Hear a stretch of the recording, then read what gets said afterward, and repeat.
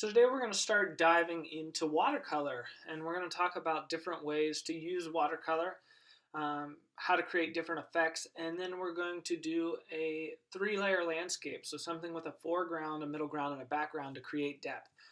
Uh, to do that, you're going to need a sheet of 9 by 12 paper. This is just about the size of your black folder. You should have two sheets, and we're going to take one and we're going to fold it in half. If you're not sure if it's the right sheet of paper, grab a ruler, measure it out. It should be somewhere around 9 by 12 inches. So 9 inches on the shorter side, 12 on the longer. To get it started, we're going to use the paper in two halves. And to create halves, we're just going to fold it in half. Now this paper is what we call landscape orientation. It is wider than it is long. So make sure your wide side is on the bottom, and we're going to fold it in half like a book. So I'm going to move that over. I'll line my edges up as best I can. This doesn't need to be perfect. And then we are going to fold it in half. There's a little trick. If you have a pencil or a pen available, you can take that over your edges, just like whenever we did our sketchbooks, and that'll give you a nice smooth fold. When you open it up, you should have two halves, and we are going to work on each of these halves. One side is going to be some watercolor techniques you'll get to practice. The other side is going to be your landscape. You're going to take a picture of this whole thing and turn it in. So next, let's talk about how to set up for your watercolor techniques. Use those, and then we'll finish this video off by talking about how to set up your practice landscape.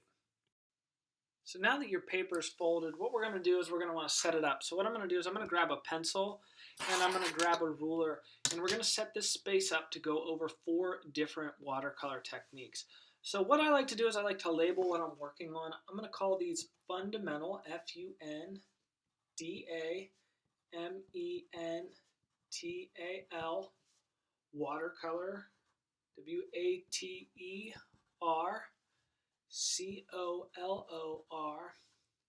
techniques, T-E-C-H-N-I-Q-U-E-S. This just gives me notes to know what I'm going to be working on. Now, there are a ton of different watercolor techniques. Today we're going to be mostly focusing on these fundamental ones. These are ones that can just be completed with a brush, with watercolor, and with the water itself. You can use advanced techniques in your own artwork, such as using salt, rubbing alcohol, wax resist. You can use saran wrap, paper towel lift. You could mask with tape, do the technique called scumbling or splatter. These are all a little bit more advanced techniques. You're more than welcome to look into them and use them.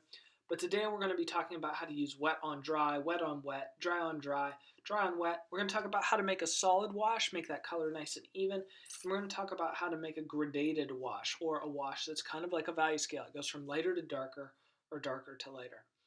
So to do that, we're going to set our paper up. Now we're only going to focus on 4 specific types of techniques. These are the foundation for most of the work. So what you want to do is you just want to draw 4 squares. What I try to do is think about this as 2 halves, a top and a bottom half. And in the top half, I'm just going to draw 4 squares. They don't need to be perfect. They're just going to be places for me to paint in. I'd say make them bigger than a quarter, kind of like a 50-cent piece. You want enough space to work in. What you don't want is something super tiny like a postage stamp. So draw them sizable. They should take up most of the top half. Now the bottom half, we're going to practice creating solid and gradated washes. So for that, I'm just going to create 2 rectangles. And these are both going to be a little different. So if you want, you can use your ruler, you can make it nice and neat, but you can also just kind of keep the basic spaces. Now the techniques we're going to do today, we're going to do dry on dry. We are going to do dry on wet. We're going to do wet on dry. And we're going to do wet on wet. Now the first part of this refers to the nature of the brush. So this is a dry brush on dry paper. The wet on dry refers to a wet brush on dry paper. Dry on wet refers to a dry brush on wet paper, and we're going to talk about the different ways to create that. The bottom, our value scales are going to be a solid wash.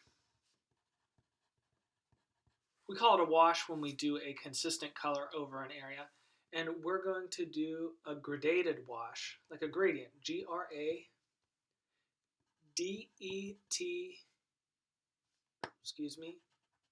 G-R-A-D-A-T-E-D, like dated wash. So this is going to go from light to dark or dark to light. So what you're going to need to do to complete these is you're going to need to label these areas, get them drawn out, get a watercolor set. If you open it up, you should have a brush and your various colors in there. You're going to want a paper towel and a container with some water. If you have a spray bottle in your house, it can also help, but it's not necessary. So I'm going to go get some water, I'm going to get set up, and then we're going to talk about how to work through these techniques. So as we get started to paint with watercolor, it's very important that we acknowledge one thing. And watercolors really work based on the amount of water.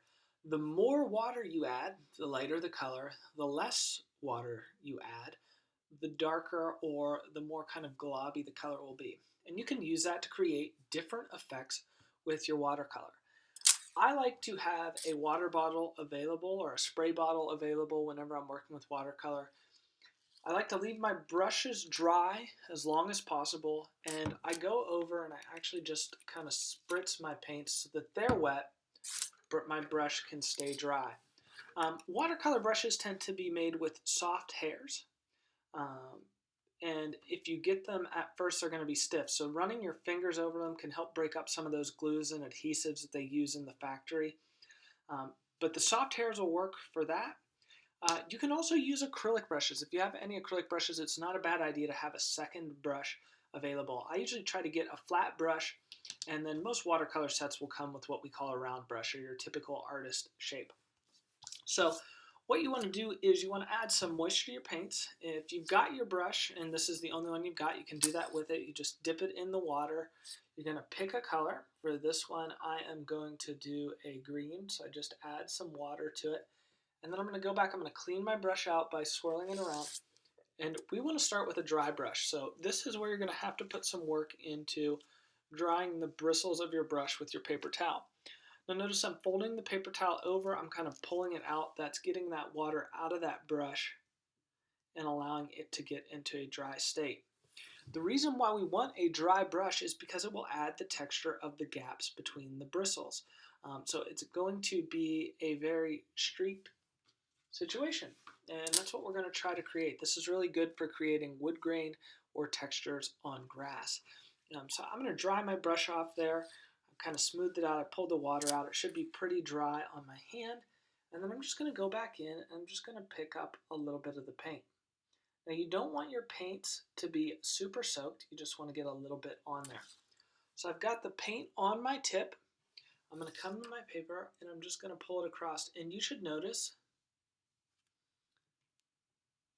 that it is streaked. It shouldn't be as solid. It should break apart a little bit. You'll see some gaps there where the white of the paper is showing through. And that is the dry brush technique. It's going to give these gaps where the bristles are being pulled apart. So that's the dry brush on dry paper technique. Now we're going to use a dry brush again, and we're going to add water to the paper. If you have a second brush, this is a good time to add the water to the paper. So I'm just going to take a little bit of my water. I'm going to paint in that square, and you can kind of see it should be a little bit shiny in there. If you go, you can see that. If you need to, you can repeat this process with your brush. Just remember to dry it out completely in your paper towel. So now what we're going to do is we're going to add another color over top of it, and we're going to dry brush it. So I'm going to clean this out. I think I'm going to do a red on this one. So I'm going to dry my brush, again, pulling from that metal thing. We call that a ferrule. Just getting all that water out of there so it's nice and pretty dry. Might have a little bit of dampness to it, but we want it so that those bristles will stay solid. So I'm going to come in, grab a little bit of my red paint, and I'm going to add the dry brush to this. Now the nice thing is that the water separates it. It softens it up, but the dry brush keeps some texture. Notice that I wiped my brush off as I returned. I'm removing that excess water. So this will allow that water to go in, but then notice that the water will move it around. When you're painting with watercolor, if you add water to one area, so let's say I'll paint the right half of this down with just clear water. There's no pigment, no watercolor paints in there. And I'm going to add watercolor to this side. You're going to see that the water is pulled towards there. So for wet on dry, we're adding wet paint to dry paper. So I'm going to paint over here. I'm going to wet my brush.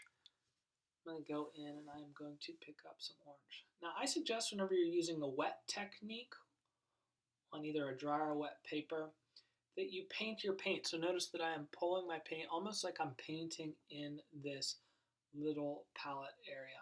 So I'm painting my paint, coming back in, and I can add that wet on dry. Now I want you to notice what happens. I just hit that wet area. And see how the watercolor pulls to that? Watercolor is going to move in anywhere that is wet. So if you want control, you need to paint dry against dry areas, or your watercolor is going to spread there. So you want to make sure you can control that. Again, the more water you add, the lighter it's going to get. You can see that difference just by me going in and adding water there, that it has a different value slightly. So now we're going to do wet on wet. So wet brush on wet paper. So we're going to start by going over, filling in the square with water.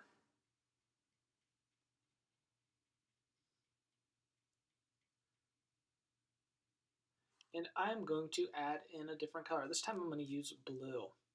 Now I've got wet paper, need a wet brush. I apply the water to my brush.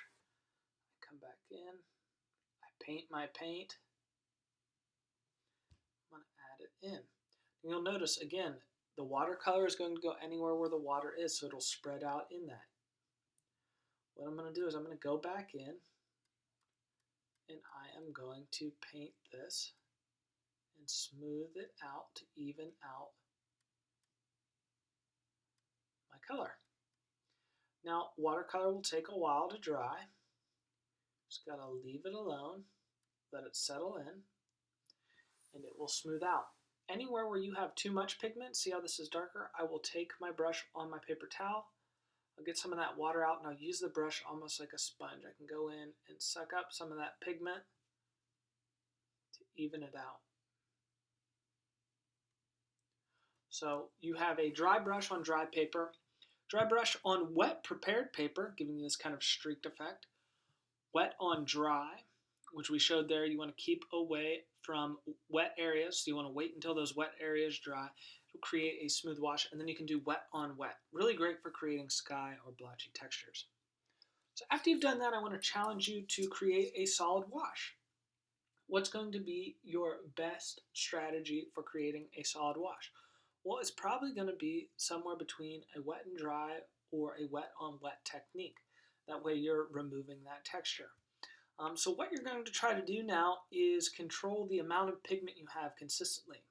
So I'm going to pick a color, I'm going to pick purple, and I'm going to go in and I'm going to try to add this. So I'm going to use the wet on dry method, paint my paint. I'm going to come in and add it in streaks. Now as you paint parallel lines, it smooths that pigment out. What I'm going to try to do is just move this all over and eliminate that puddle.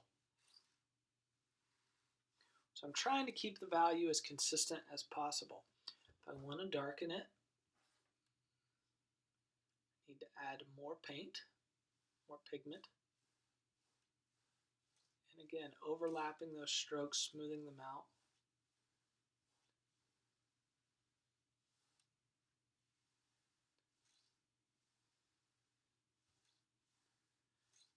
Trying to eliminate that puddle.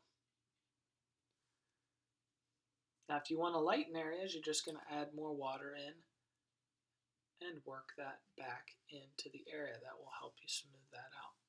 So the big thing with trying to get a solid wash is you're kind of setting all your watercolor down, and then you're deciding, do I have too much water? If I do, I'm going to take some of that water out of my brush, put my bristles in to kind of suck it up, almost like a sponge. If you've ever wrung out a sponge, Use that to get it up. So I'm going to remove some of this excess. I'm going to come back in with a little less water. Add some more in and spread it out. Now, another great thing about watercolors is that you can work in layers. So if you're having a hard time getting it not splotchy, let it dry. Come back in, add another wet on dry layer. Once your paint has dried, it'll become a dry layer. And then smooth it out.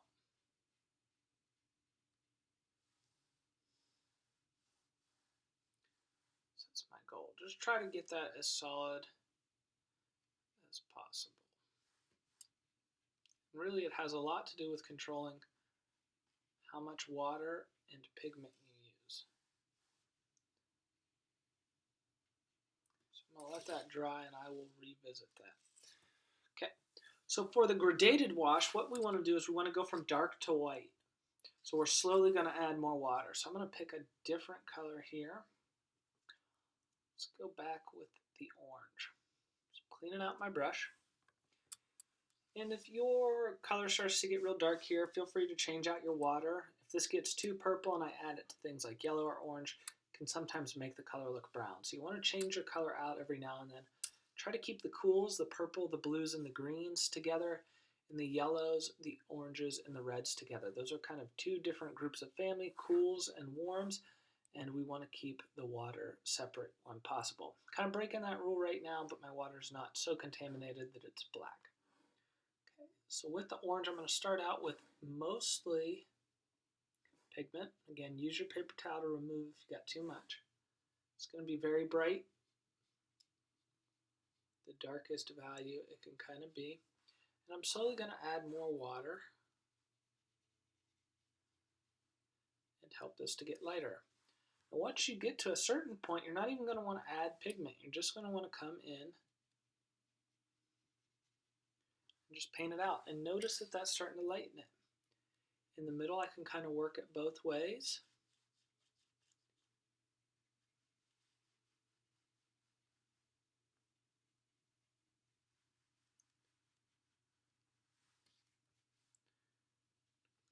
Kind of lighten that. So I'm trying to create basically like a value scale, gradient value scale,